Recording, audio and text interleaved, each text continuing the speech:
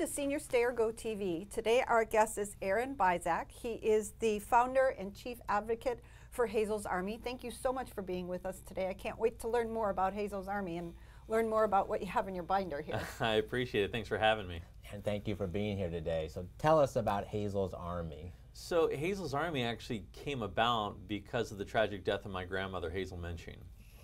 Back in 2013, she died as a result of negligence and neglect in an assisted living facility. And in the wake of that death, we called for an investigation. The state did an investigation. They cited the facility for 3 major violations leading to her death. And they fined the facility $150, which at the time was the maximum under state law. And what I do for a living is I used to be an emergency medical technician, and now I'm a healthcare lobbyist, basically. I lobby on healthcare policy. So I said, well, you have a unique background, Aaron. Maybe let's look into other laws that might need to be changed, including this $150 law. And we started to put that together, and I created Hazel's Army to help serve as a vehicle to move that forward. And so that's what we did. We put together a legislative package that year, teamed up with a number of elected officials in our town, both Republicans and Democrats at the state level and also at the county level. And we brought a package that eventually became the Residential Care Facility for the Elderly Reform Act of 2014. So it's a mouthful, and ended up being 19 pieces of legislation that we carried that year, all told. So would you say that's one of your biggest accomplishments, or are there others as well? Well, the biggest accomplishment was getting them passed. that's always the challenge. You can bring legislation. Exactly. But getting them passed is tough. And so we worked the process, the legislative process, and ultimately, between us and a number of other advocacy organizations working together, we passed and signed into law 13 of those laws. So what do those entail or include? So one of them was to increase those fines from $150 to $15,000. I called it the Just Add 2 Zeros campaign. That's the only amendment, put 2 zeros on the end of it. We now require liability insurance, bless you, liability insurance if you own a residential care facility or an assisted living facility. Previously, you didn't have to have liability insurance. You could literally have no insurance and run a facility. Now we have Residents' Bill of Rights. We more than doubled the amount of training for staff members at those facilities. We've when you say we've doubled, who's we? I mean, that's the state of California. State of California. Yeah, so the state of California, and I mean, I think the state of California has a regulatory agency through the Department of Social Services that basically lays out the rules by which you have to follow in order to run an assisted living facility. And so we collectively, the advocacy organizations in the state, changed those rules. And so now, hopefully, people will be better protected and have people around them who are better trained at those facilities. And or have some place to go if there's a grievance. That's right. That's absolutely right. And that's really the biggest challenge, is that the state has not been doing its job for a very long time. I'll give you an example. The state of California has 54 police officers who are just specifically dedicated to investigating assisted living facility abuse. Up and down in those states. Yeah, in the state. Wow. 54 police officers. In 9 years, they arrested 0 people. Oh. So you're telling me that with a police force of 54 people and receiving thousands of complaints, thousands of allegations of abuse, you've never arrested a single person in 9 years? That, to me, says the state's not really doing its job when it comes to that. Does this include board and care homes as well, or? No, it's assisted living facility specifically, and so board and care and skilled nursing kind of fall into their own categories and are regulated somewhat differently. Yeah, it's assisted living, so, or what the state calls RCFEs, residential care facilities for the elderly. Got it. Okay. So with no arrests in how many? 9 years. 9 years.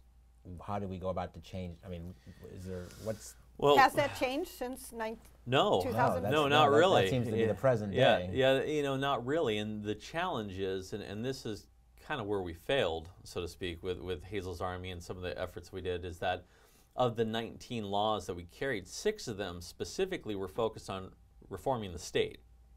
The other 13 were for facilities. The 6 that were for reforming the state did not pass those. They weren't interested in that. Conveniently. And so that really is a big failure, as far as I'm concerned, for our effort, is that you can reform the facilities, and the truth is that many of the facilities act admirably and they do an amazing job. I mean, most places are nice places to live. There are some that are skirting the law and not doing things the right way. And so we definitely address those in some way, but the state really has not reformed itself. So that, I think, is, moving forward a topic of concern, a topic of interest for us. So something you want to still work at. Oh, absolutely, yeah. So is Hazel's Army, tell us about Hazel's Army. Is it how many people make up the Army? Yeah, so, really to join Hazel's Army, you just have to be a supporter of the organization and like us on Facebook and support us on Facebook, things like that. So there's about 900 people who are actively engaged in some way. But the Army is really made up of, like myself and other people around us who are working collaboratively. Different organizations, maybe disparate interests, but coming together around a common goal, and the common goal really is protecting seniors. And so the Army is really anybody who works together with us and out in the community to make the community safer for seniors and better for seniors. So if I have my mom or dad are living in an assisted living, I'll use the word community. Yes. And I have a concern that there's something going on that I'm questioning. Can I come to you and then you would take that on as an advocacy issue? Yes, I can definitely do that. I do that for folks now. I mean, our focus areas are legislative reform, consumer awareness, and community education. And so on the consumer awareness side, I serve completely for free. I will help people who call us or engage with us on Facebook or email or whatever it may be. If they're having a problem, I will help them walk through exactly what they need to do to file a complaint. I've even gone so far as to help people write their testimony for court and things like that, just to make sure that they are effectively advocating for their senior relative or whoever may be in their family that they're trying to help. So kind of like what questions, who to talk to, what questions to ask, and where to go within that framework of that community. Exactly. Who to call, because you don't really know. Most of the time you don't know. And what's really funny is now there's organizations throughout County of San Diego, Alzheimer's Association, who actually refer people to me when they call in. So I get calls all the time from folks and messages. And a lot of it you can't really share because it's so graphic sometimes, the things that happen. Again, those are few and far between, but they do happen. They do happen, and it's an unfortunate thing, and they need to be rooted out because we need to make these communities as safe as possible for the people who live there. Exactly. Have the communities at all reached out to you to say, tell us what we could do better? Tell us. I mean, are they kind of hands off and they don't really want to? No, they. I think the communities kind of. They kind of stick together, and they saw this. They saw some of the effort as being a bit, we are antagonistic. That's the way they saw it because we're calling out issues that are happening. But our goal has been, and I actually worked on a project last year, and we have it in a best practice form that we're putting together. But our goal is really to gather best practices from other facilities across the country and actually around the world, because there's some amazing examples in Europe and places like that. Yep. To say, how do we make these available to people for free so they can take these ideas and make their facilities better? Because that's really the goal. It's not to disparage anybody or talk down to anybody or accuse anybody of anything. I mean, sometimes people do bad things and you got to call them on the carpet for it. But the goal is to make society and the community in these communities better for seniors. I notice you have something here if you want to show the... I talked about community education, and one of the efforts that we do is I actually go out and I do a speaker series for high school and middle school students, and I talk about my grandfather, Hazel's husband, Chick, my grandfather, who was a prisoner of war in World War II for 3.5 years in a Japanese prison camp.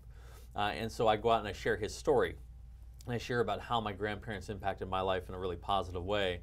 And I encourage young people to connect with seniors in their families or in their communities to learn from them. Because I think that that's how we build a healthy relationship with seniors over time, and a respect in every decision we make.